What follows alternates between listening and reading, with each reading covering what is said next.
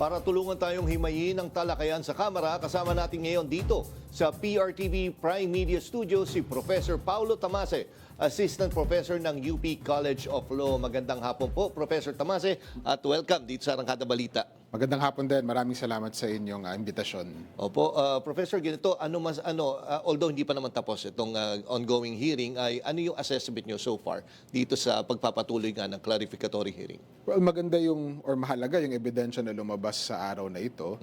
Yung pinakamahalaga dyan na lumabas ay yung SALN. So maganda yung na-point out ni Congresswoman Laila De Lima na meron kasing changes doon sa pattern ng pagdedeklara. Particularly yung nawala bigla yung cash on hand. Yeah. At malalaki yung amounts na yun. Karamihan ng Pilipino walang ganon na amount sa kanilang mga bangko. Ngunit siguro dapat ingat-ingatan din natin yung mabibilis na konklusyon. Marami pa yung ebidensya na pwedeng lumabas ngayon. Marami pa yung ebidensya na pwedeng lumabas sa Senado kung tatawid itong impeachment. At mahalaga tignan kung meron bang ebidensya na magpapakita nga ng ill-gotten wealth, talaga yung nasa SALN. Or kung meron namang sagot si Vice President Duterte doon sa mga paratang sa kanya. Kasi parang tumataginting na bilyon-bilyon po itong pinag-uusapan natin. And actually, kahit minsan very technical or hindi mo maintindihan, may papasok, may lalabas, ganito, ganyan. Pero tumatak sa utak ng mga nanonood kanina yung billions of pesos. So parang unless nanalo siya ng lotto or what, how will you prove that those transactions are legit? Parang sa puntong ito, sabi nga nung isang ko, mahirap na. Parang obviously meron ng probable cause, since probable cause lang naman ang ating gustong ipalabas. At agree ako doon to that extent, na kung probable cause lang ito, batay doon sa mga lumabas na, I think pwede nang idepensa nung boboto sa Kongreso na may probable cause na naatim itong presentation. Ngunit siguro importante tignan kung legitimate ba yung income sources na iyon. Of course, in the billions yun. Medyo mahirap for a public officer na kumita ng ganoong kalaki. Kaya din siguro iniimbitahan yung Securities and Exchange Commission ngayong hapon, ay para makita kung mayroon bang mga lehitimong investment. Yung BIR, importante din yun kasi para makita kung nagbabayad ba ng buwis. Kung lehitimo kasi yung investment, malamang may buwis na ibinabayad doon. So kung hindi mapakita ng dalawa na iyon, na parang lehitimo yung aktibidades, then sa batas kasi natin may presumption na ill-gotten yung pag-increase na yun, na malayo sa sweldo ng isang vice president. Pero yun nga, Professor, palagay natin, kunyari, i-defend nga nila na hindi naman siya illegal. Pero the fact na may discrepancy sa SALN at dito sa inflow and outflow ng pera, paano i-explain po yung gano'n? So, yun ang require kasi sa batas. Kailangan yung SALN tumutugma siya dun sa lehitimong income ng isang public officer. Now, ang Vice President, isa siya sa pinakamatataas ang sahod sa Pilipinas. Masasabi ko lang na hindi umaabot ng bilyon yung sahod. Magkano ba? May info ba kayo kung magkano? Salary grade 32, 33 yata. Okay. So, siguro mga 300,000 plus a month. Bilyones yung pinag-uusapan natin. So, pwede naman na magkaroon ng valid na investment, yun, lalo na dahil ang asawa ni Vice President ay isang businessman. Pero hindi kasi natin alam sa ngayon yun dahil walang paliwanag yung Vice President. So, yun ang nagkukulang doon sa kwento. Maganda siguro yung dalawang resource persons na parating kasi sila mismo yung tetestigo. Yung mga kumpanya ba na kabilang yung asawa ni Vice President ay lehitimo ba yun? Operational ba sila? Kumikita ba sila? At yung BIR papakita nila kung kumikita ba yung mga kumpanya na iyon. Kasi kung hindi mapapatunayan yun, mahirap itawid yung lawful income niya na salary grade 32, 33 doon sa actual na pumapasok at lumalabas sa kanyang mga bank account. So parang may nag-point out rin na bago pa siya maging vice mayor ng Davao, ay meron na siyang 185 million bago pa siya maging politiko. Kumbaga, parang naglo-lawyer pa lang siya noon. I mean, napakalaking halaga na parang hindi mo rin ma-explain yung ganong klase. Pero while we're talking about this, dami nga po nang lumalabas ng mga, amounts of money. Merong sinabi po kanina na kailangan pa raw ba ng court order para ilabas ng AMLAC itong mga ganitong transaksyon. Kinwestiyon yan kanina ni Congressman Marcoleta. So, kung titignan natin yung kasaysayan ng Pilipinas sa impeachment, kung ang issue kasi ay kung kailangan ba ng court order para lumabas yung bank transactions, ang impeachment kasi ay isa sa mga exception sa Bank Secrecy Act. Ang hindi lang tayo sigurado ay kung yung secrecy ba na yun ay exempted sa Senado lamang o maging dito sa buong proseso. So, posible na at this point, pwede na actually buksan yun. I think may argument to be made na pwede na buksan ito. Of course, wala nagpipigil kay VP Sara na mag-execute ng bank waiver kung wala naman siyang itatago. Prof, ayan, narinig po natin kasi may mga pangalan lumulutang na ito nga Sammy Uy, Michael Yang, na dati pa rin naman natin nakikinig, may kinalaman sa mga illegal na droga, pogo, pati Farmally, di ba? So, paano po ba itong mga character ito? Pwede ba silang ipatawag? Paano kung wala na sila? Well, yung sa House of Representatives stage siguro, theoretically pwede sila ipasubpina, pero baka kasi tumagal yung proseso masyado kung patatawagin pa sila. Sa Senado, pwede din sila ipatawag nung panig ni Vice President Duterte upang magpaliwanag o yung prosecutors mismo. Ngunit kailangan i-weigh nung mga team kung ano bang ebidensya yung mailalabas pa nila na maipaliliwanag or baka naman maipaliwanag ng iba pang testigo o iba pang dokumento. So siguro at this point, ang pinakamahalaga lang, kasi natanong siguro, related ba si Michael Yang, si Sammy Uy, dito sa mga impeachable offenses? No? Kasi parang mas related yata sila doon kay dating Pangulong Duterte. At ang mabilisang sagot dyan ay yung impeachment kasi political na proseso. At tinitignan natin ay dapat pa bang pagkatiwalaan si Vice President Duterte. At kung mapapakita na nakinabang siya dito sa mga transaksyon na ito, ay baka magkaroon ng dahilan upang hindi ipagpatuloy yung kanyang panunungkulan sa gobyerno. Professor, balikan ko lang ulit kanina yung tungkol sa SALN. No? Isa pa naging question ni Congressman Marcoleta ay sinasabi niya, yes, binanggit sa complaint, yung SALN, nandun naman talaga sa complaint. Pero walang attachment about do sa mga evidence. Ang sinasabi niya, bakit dito tayo pa yung naglalabas, which is yung House Committee on Justice.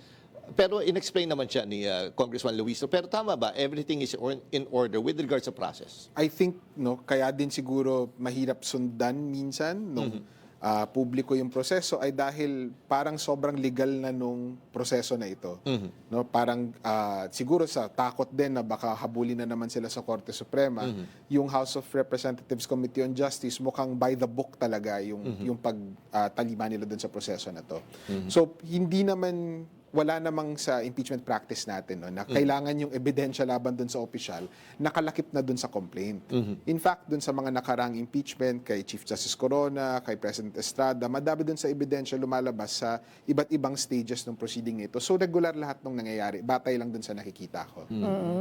At kung pagbabasihan po itong report ng AMLAC, ay eto nga, umabot na sa 6.7 billion pesos ang sinasabing inflow at outflow ng pera. Ano po ang ipinapakita nito? So ibig sabihin, una, regular at malakihan yung mga transaction na iyon. Siguro para ipaliwanag ng mabilis, dalawa kasi yung reports generally sa AMLAC. Yung isa ay yung covered transactions, isa ay suspicious transactions. Ang covered transaction, minimum 500,000 para ma-report sa AMLAC. So, meaning kahit ikaw at ako, pagka nagkaroon tayo ng more than 500,000, yes, nagbayad ipa-flag yan. ng down payment, covered transaction siya. So, mandatory lang na i-report. Yung suspicious transaction, ibig sabihin nun, mayroong patterns na nakikita, yung banko or yung AMLAC, na parang, naku, baka illegal yung aktibidades na ito, or masyadong malaki kumpara doon sa dating mga dinedeposito. No, yun yung mga usually red flags. So siguro isa, dalawa, tatlong red flag, normal lang. Pero kung ang sinasabi nung AMLAC kanina ay, hindi ko na maalala yung exact number, but parang dose-dosena na yung red flags, dapat busisiin na yun No? Parang patas na magtanong, hindi naman kasi necessarily na may nangyaring masama. But dapat mag-raise na yun ng red flag, bale, titignan natin kung may nangyaring ang illegal. Pero sino nagde-determine? Kunyari, yun nga, kailangan mo i-report sa AMLAC, yung bangko. Tama po ba? Well, nasa batas kasi na kailangan i-report ng bangko yung covered transaction. But hindi ko masyadong gamay kung mayroon ng automatic na reporting mechanism yung AMLAC para sa mga ganitong transaction. But ang tungkulin ay nasa bangko mismo. Alright. Okay, at kanina yung napakinggan po na mga salaysay ni dating Senator Trillanes. Ano po ang inyong masasabi dun sa kanyang mga salaysay or isiniwalat?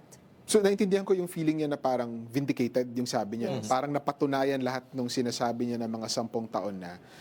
Siguro dahil nagbubunggo yung iba niyang sinabi doon sa affidavit niya, doon sa sinumpaang salaysay niya, doon sa mga lumabas sa SALN at sa mga bank records na, or yung transactions na inilabas ng AMLAC. So mahalaga yung testimonya na iyon kasi ang problema minsan, no, sa dami ng mga figures, ng mga numero, nalilito tayo lahat eh. Yeah. Yung pagtatali nun, nasa testimonya yun ng mga testigo gaya ni Senator Trillanes, ngunit siguro mas makapangyarihan pa roon ay kung makakita talaga ng testigo na either insider or malapit kay Vice President Duterte na magko-confirm nung mga numbers na iyon at nung mga supposedly transaction na nangyayari. Kumbaga, nag-release na yung AMLAC ng figures. Ngayon, si Trillanes, yung nagbigay ng context or yung Yes, no, parang tinali ng kwento niya kung para saan yung mga numero na iyon. Yung tawag ng mga abogado doon yung corroborating, no, na ebidensya. Parang sinuportahan nung testimonya ni Senator Trillanes yung mga figures na lumalabas sa AMLAC. Pero siguro kung aakit ito sa korte, no, or I mean sa Senado, baka maganda din na kung mayroon pang makitang ibang testigo na lalabas. Kasi si Senator Trillanes hindi siya insider. No? Isa siyang, at that time, I think senator or parang pamamamayan na siya at that time.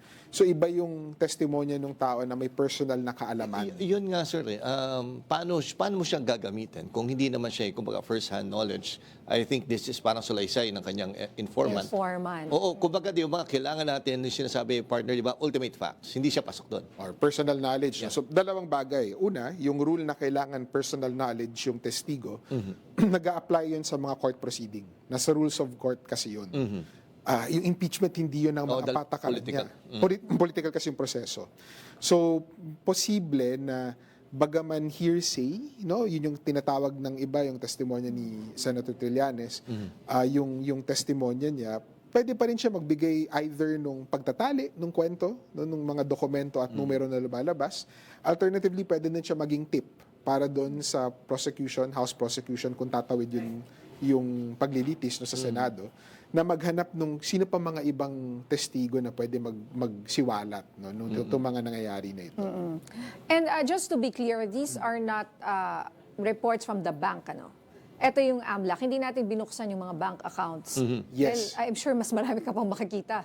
Yes, no, at yung banks, kung babalikan niyo yung kasaysayan ng impeachment sa Pilipinas kay kay Chief Justice Corona at kay President Estrada, yung bangko maingat, no, sa Yes. pag-appear sa mga hearing at trial na ito. Yung AMLAC, traditionally, yun talaga ang trabaho nila. Trabaho ng AMLAC na tignan kung mayroong mga transaction, di lamang sa Vice President, sa lahat ng gumagamit ng banking system, kung saan parang pinapakita na malinis o legal yung isang transaction na sa ilalim nito ay illegal talaga. No? So, mayroon silang kapangyarihan na ikalap lahat ng datos na iyon at i-report din yun. Pero kanina nga pinupunto nung, I forgot kung sinong congressman, na parang, hindi ba parang pinapaikutan lang natin yung bank secrecy law? Dahil punta naman tayo sa, which is, ang i-discuss din niya is yung mga transactions. Hindi ba parang ganun din yun? Siguro ang intindi ko dyan, no, yung interpretation ko dyan ay, yung Bank Secrecy Act, pag tinignan natin, yung dahilan kung bakit pinasa yung batas na iyan noong 19 kopong-kopong pa, matagal na, no? Parang yung purpose kasi niya ay para tumaas yung kumpiyansa natin sa banking system. No? Para hindi takot yung isang depositor na maglagay ng pera sa bangko. Hindi siya ever ginawa upang maging dahilan upang hindi umamin sa publiko or magsiwalat ng anomalya sa publiko. So kung yung purpose ng impeachment bilang proseso ay ang paglalahad ng katotohanan at pananagutan ng mga public officer, then tama lang na yung interpretation nung AMLAC ay hindi naman siya circumvention, no, nung bank secrecy. Pero sir, sinabi niyo na nga, isang political process to. At nakita na natin ebidensya ng sa SALN, yung sa AMLAC. Then of course, nandiyan pa yung testimonya. Pero yun nga, malakas yung ebidensya, meron pa yung kay Madriaga. Pero realistically, sir, ano ba ang mas matimbang sa isang impeachment? Yung ebidensya o yung politika? Siguro, ganito ko i-illustrate, no? Sa una, politika yan. No? Kung sino yung kakampi ni ganito, ano pa yung election chances, etc. Babalikan natin ulit yung kasaysayan sa impeachment. panahon ni President Estrada, walang naniniwala noon na may sapat na boto para makonvict siya. And ultimately, no, hindi nga natapos yung trial Yes. kasi nangyari yung second envelope. Pero sobrang na-insulto yung mamamayan doon sa ginagawa, doon sa ebidensya, na nagalit sila at nagkaroon ng EDSA 2. Kay Chief Justice Corona naman, marami din siyang kakampi sa korte noon at therefore hindi mukhang tatawid, no, to yung voting requirement sa Senado. Ngunit, nung lumabas ng ebidensya, tas nag-walk out pa siya, nakita yung bank accounts na hindi niya dineclare sa SALN niya, kung ako yung senador, kahit kakampi ko siya, ay isipin ko, paano ko lalabanan yung katotohanan? Yeah. Paano ko lalabanan yung ebidensya? Paano mo ipipikit yung mata mo sa ebidensyang Na naroon at nakikita ng lahat ng nanonood ng proceeding. So yun sana yung kapangyarihan ng impeachment. No? Na yung mga natatago ng mga abogado sa mga legal objections sa korte, walang bisa yan sa impeachment. Yung purpose na talaga ay hanapin yung katotohanan at isipin no, kung dapat papagkatiwalaan yung opisyal na magsilbi pa. At doon natin ibabase ko, iboboto pa natin sila kung very glaring and obvious na yung mga ebidensya Oo and then pipikit sila. Diba? At kunyari hindi nakita. But anyway, Prof, maraming salamat. Ang bilis ng oras Oo, natin. pero mamaya makakasama pa naman natin si Atty. Tamase. Di-discuss pa natin kung ano pa yung mga susunod. Of course, kasi ongoing pa rin naman yung ano. Oh yes.